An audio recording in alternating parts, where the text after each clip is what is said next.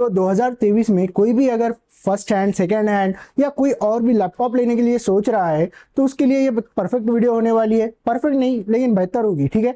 हो सकता है परफेक्ट भी हो जाए, तो ये डिपेंड करता है, ठीक है। लास्ट में कमेंट जरूर करना कि परफेक्ट थी या बेहतर थी। तो देखो, सबसे पहले लैपटॉप लेने में, तो लैपटॉप के अंदर सबसे पहले लेने से पहले हमें ये देखना चाहिए कि उसके स्लॉट्स जो है, स्टोरेज के स्लॉट्स, वो M.2 है, SSD है, HDD है या क्या है, ठीक है। तो सबसे पहले जो मेन स्लॉट होता है जिससे हमारा लैपटॉप बूट होता है, जिसमें ऑपरेटिंग सिस्टम होता है, वो वाला जो स्लॉट है उसके अंदर जो है, अभी ज़्यादातर आज जो भी लैपटॉप आते हैं उनके अंदर दो स्लॉट होते ही होते हैं। एक होता है जो नॉर्मल है SSD या M.2 लगाने के लिए जिसपे ऑपरेटिंग सिस्टम डालते हैं, और दूसरा होता है एक्स्ट्रा स्टोरेज के लिए स्लॉट, ठीक है। तो सबसे पहले स्लॉट में हमें ज़रूरी है कि M.2 या SSD हो। तो M.2 वाले स्लॉट में हम SSD नहीं डाल सकते। M.2 कैसी होती है, आप स्क्रीन पर देख सकते हैं कि M.2 जो है एक चिप की जैसी होती है, तो इसके स्लॉट में हम SSD नहीं डाल सकते। कई लैपटॉप में हाइब्रिड स्लॉट आता है जिसमें हम M.2 SSD HDD कुछ भी डाल सकते हैं, ठीक है। तो ये देख कर लेना चाहिए कि हमें आगे फ्यूचर में क्या लगेगा क्या नहीं लगेगा, SSD से इसे रिप्लेस करना पड़ेगा क्या, क्या M.2 ही हम एक्सटेंड करेंगे, ये सब देखना चाहिए। तो M.2 थोड़ा महंगा आता है, SSD उससे थोड़ा सस्ता और HDD उससे सस्ता, लेकिन परफॉर्मेंस अलग अलग होता है ना। तो देखो, अब जो SSD का अब जो सेकेंडरी स्लॉट होता है वो भी कुछ भी हो सकता है, हाइब्रिड हो सकता है, HDD का हो सकता है, SSD का हो सकता है, M.2 का हो सकता है, ठीक है। आजकल कैसे लैपटॉप ज़्यादातर M.2 पे ही चल रहे हैं, M.2 ही उसमें है, ट्रेंड में है, तो M.2 का ही स्लॉट आ रहा है, ठीक है। तो किसी को अगर SSD या HDD एक्सटेंड करना हो, बजट कम है और यही एक्सटेंड करना है और इसी पे चल जाएगा काम, तो प्रॉब्लम हो सकता है। तो ये देखना जरूर कि स्लॉट कम से कम हाइब्रिड हो, या फिर अगर आपको SSD या HDD बिठाना है तो उसके रिलेटेड स्लॉट हो। सबसे पहले आपको ये देखना है, ठीक है। अब नंबर 2 जो टिप है वो रैम से रिलेटेड है। अब जो हमारी रैम होती है वो जो बेस वेरिएंट होता है उसमें ज़्यादातर आजकल 8 GB आती है। जो भी हमारा लैपटॉप होता है, समझो 50,000 से 1 लाख की रेंज में जो एवरेज लैपटॉप होता है, जो ज़्यादातर बजट लैपटॉप कहा जाता है, ठीक है। जो बजट भी हो और जिसमें अच्छा ग्राफिक्स वगैरह भी आ जाता है और मल्टीपर्पज़ जो होते हैं। इसके नीचे के ज़्यादातर ऑफिशियल लैपटॉप ही होते हैं, सेकंड में मिल जाएंगे, लेकिन फर्स्ट हैंड जो होते हैं वो ऑफिशियल होते हैं, ग्राफिक्स वगैरह उसमें नहीं आता उतना खास, और फिर बाद में हाई एंड ही आते हैं इसके बाद, ठीक है।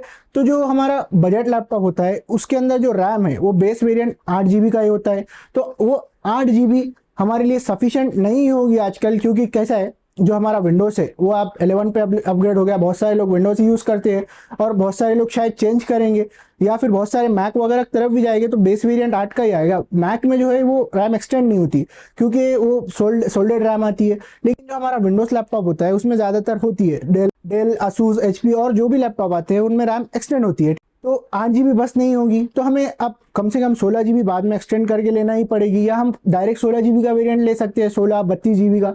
तो हमें ये देखना चाहिए कि हमें 16 GB का वेरिएंट जो है वो सस्ता पड़ रहा है, 16 GB रैम वाला, सेम स्पेसिफिकेशन बस रैम 16 GB, वो सस्ता पड़ रहा है, या हम 8 GB लेके उसमें और 16 या 8 GB एक्सटेंड करना वो सस्ता पड़ रहा है, ठीक है। आपको 2,500-5,000 रुपये तक 8 GB और 16 GB की रैम मिल जाएंगी सेम मेगाहर्ट्ज की फ्रीक्वेंसी पे, नहीं, ठीक है। तो आपको वो सस्ता पड़ेगा या डायरेक्ट लेना सस्ता पड़ेगा, ये देखना है, ठीक है। क्योंकि कंपनी वाले क्या करते हैं, वो प्राइस ज़्यादा हो जाता है, 16 GB 24 GB के तो कम आते हैं, लेकिन 16 GB 32 GB जो होते हैं उनका प्राइस ज़्यादा हो जाता है। हमें चाहिए कि हम देखें कि कौन सा हमारा ठीक हो रहा है, ठीक है, कि 8 GB लेना पड़ता खा रहा है या फिर हमें 16 GB लेना ज़्यादा बेहतर है, या फिर 8 GB लेके उसको एक्सटेंड करना बेहतर है, ठीक है। अब इसके बाद की जो टिप है, देखो, ऑनलाइन मार्केट में और ऑफलाइन मार्केट में लेने में फ़र्क है। ऑफलाइन मार्केट में हमें बैग फ्री में मिलता है और भी एक्सेसरीज फ्री में मिलती है, लेकिन इसमें क्या प्रॉब्लम होता है, कभी कभार हमें वो एक्सेसरीज की कीमत खुद ही अदा करनी पड़ती है। समझो अब हमारा लैपटॉप, हम एक एग्जांपल लेते हैं, 60,000 का लैपटॉप है, तो हमें ऑफलाइन मार्केट में वही 70,000 में मिलेगा और ऑनलाइन में 60,000 में।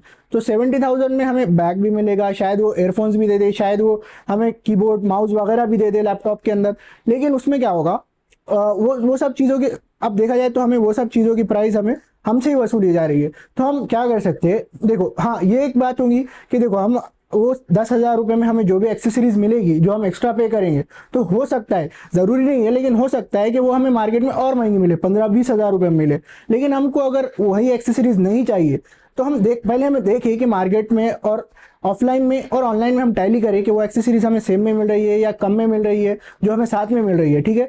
फिर उस हिसाब से हम ऑनलाइन लेके वो एक्सेसरीज अलग से भी ले सकते हैं, या फिर हम ऐसा कर सकते हैं कि ऑनलाइन से प्रोडक्ट ले ले और एक्सेसरीज जो है वो सस्ते में निपटा दे, किसी और ब्रांड के या किसी और सस्ते में निपटा सकते हैं, ठीक है। एक्सेसरीज को, बैग, हेडफोन वगैरह अगर हम चला सकते हैं तो, वरना अगर लेना ही है तो आप ले सकते हैं, क्योंकि वो ऑफलाइन मार्केट में वो वर्थ ही होता है, ठीक है। वो लेना भी एक्सेसरीज, कई जगह पे आपको उस एक्सेसरीज की कीमत कम करके भी मिल जाएगी, लेकिन ज़रूर एक बार टैली करें ऑनलाइन ऑफलाइन और अलग अलग स्टोर्स में, और 2 से 3 ओपिनियन ले, फिर फैसला बनाएं।